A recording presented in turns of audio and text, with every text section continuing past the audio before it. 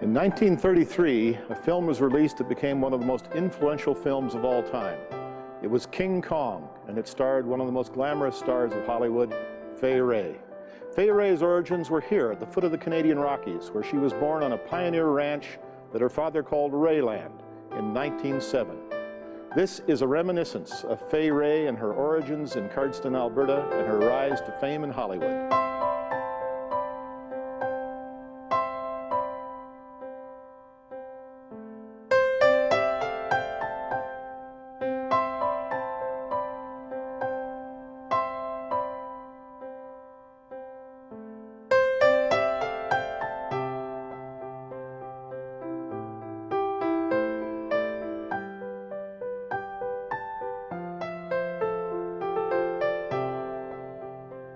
To know people who were born here and makes you realize that you never know where important people are going to come from. She's one of the things, one of the people that make our land what it is. And so we think she's kind of special. I didn't grow up in Cardston. I lived at some distance. I was born about 15 miles from here. But it spent the last 6 months, I think, of our time in Canada, in Cardston, where I lived with a wonderful family, Dr. Stackpool and his wife and little girl.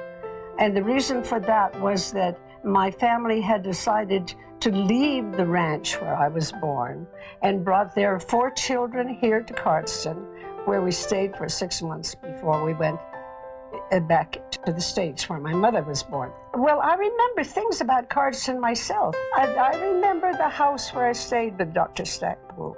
And I remember that he was a good piano player. And he let me sit on his lap and watch him play.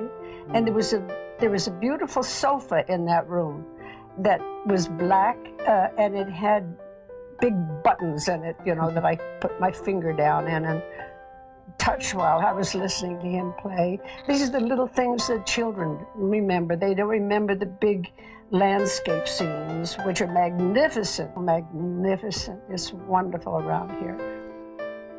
You're going to have the tallest, darkest leading man in Hollywood. That was how film producer Marion Cooper phrased it as he talked to the rising young actress Fay Wray in 1932. She fleetingly hoped he might mean Cary Grant, but Cooper pointed to a drawing of a giant gorilla climbing up the side of a skyscraper and repeated, "The tallest, darkest leading man in Hollywood." The film they were about to make was the immortal King Kong, considered one of the 50 most influential films of all time. And the rest, as the saying goes, is history. But it is a history so improbable that it has become legend. A story on CBC's news magazine said, Fay Wray is known to almost everyone on the planet as the woman with the problem boyfriend. Fay Wray was born on a wilderness ranch southwest of Cardston in the fall of 1907, the 4th child born to Vina and Joseph Wray. Rayland, as her father called the ranch, with pride, was remote when he built the ranch house 106 years ago, remote when Fay Wray was born there in 1907, and remains remote to this day. Back then, the nearest neighbors were the Dawsons, some 2 miles away by horseback over a track through the forest. Today, in the era of motorized transportation, the nearest neighbors are still the Dawsons, 2 miles away over what is still a primitive mud track wagon road through the forest at the foot of the Canadian Rockies. The winter of 1907-1908 was one of the harshest on record in southwestern Alberta.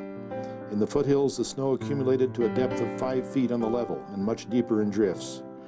The snow was too deep for horse teams and wagons, and ranchers were forced to take hay to their starving cattle 1 bale at a time on horseback, with the snow and the broken track up to the horses' bellies. Spring of 1908 saw the worst floods in the history of Cardston as the record snowpack melted away. The physical and emotional strain of raising a young family in the bush took its toll on Mrs. Wray, who eventually was hospitalized far from home, her children farmed out to willing neighbors. Fay lived with the family of Dr. Harry Stackpool in Cardston. When her mother recovered and returned, the Wray family left Canada in 1910 for the sunnier climes of Arizona and eventually settled in California. Fay Wray's uncommon beauty and poise led to bit parts in silent movies beginning in 1925.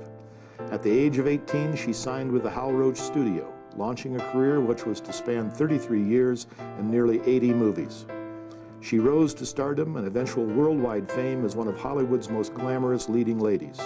Her career traced a path through the golden years of film history, from silent films through the early talkies into the golden age of the 30s and 40s and on into the 50s. King Kong was released in 1933, only 6 years into the era of talking pictures. It was a relatively big-budget film, breaking new ground in subject matter and special effects, and is now recognized as a milestone in filmmaking. It was the first monster adventure film, and 73 years after its release is still considered by many to be the best of its kind. King Kong was not only an immediate success, but became increasingly popular with the passage of the years, winning new fans in each generation. It created two cult figures whose names have become part of the language all around the world: King Kong and Fay Wray. These are the only names mentioned in the synopsis on the slipcover of the 60th anniversary video re-release of King Kong. The mantle of great fame can be a cumbersome garment, but it rested on Fay Wray's shoulders with a natural grace that was remarkable. Her warm and unaffected personality was noted by any who were fortunate enough to meet her. Wray's 1989 biography, on the other hand, begins with a disarmingly charming letter to Kong, and the book continues in a conversational tone. And indeed, Wray was a master conversationalist. Well into her 90s, she was as witty and vibrant as the young girl from the foot of the Canadian Rockies. A chat with Fay Wray was a tonic, like a fresh breeze off the mountains on a sunny summer morning. In 1962, Fay Wray came to Cardston to attend its Diamond Jubilee. Another honored guest was Prime Minister John Diefenbaker. Highlights of the visit included a Main Street parade in an open convertible, induction as an honorary Blood Indian, and a trip to her birthplace at Rayland. The town and the municipal district of Cardston decided to commemorate Miss Wray's visit by commissioning the Fay Wray Fountain, using the expense money which she had graciously declined to accept. By 1991, the fountain had begun to leak and the water was turned off. An article in the Lethbridge Herald detailed the varying options on what should be done about the fountain, ranging from demolishing it to refurbishing it and cherishing it as a monument to a famous daughter of the area. Within 2 weeks, the article had been reprinted all around the world, showing the extent to which the worldwide public identifies with Fay Wray.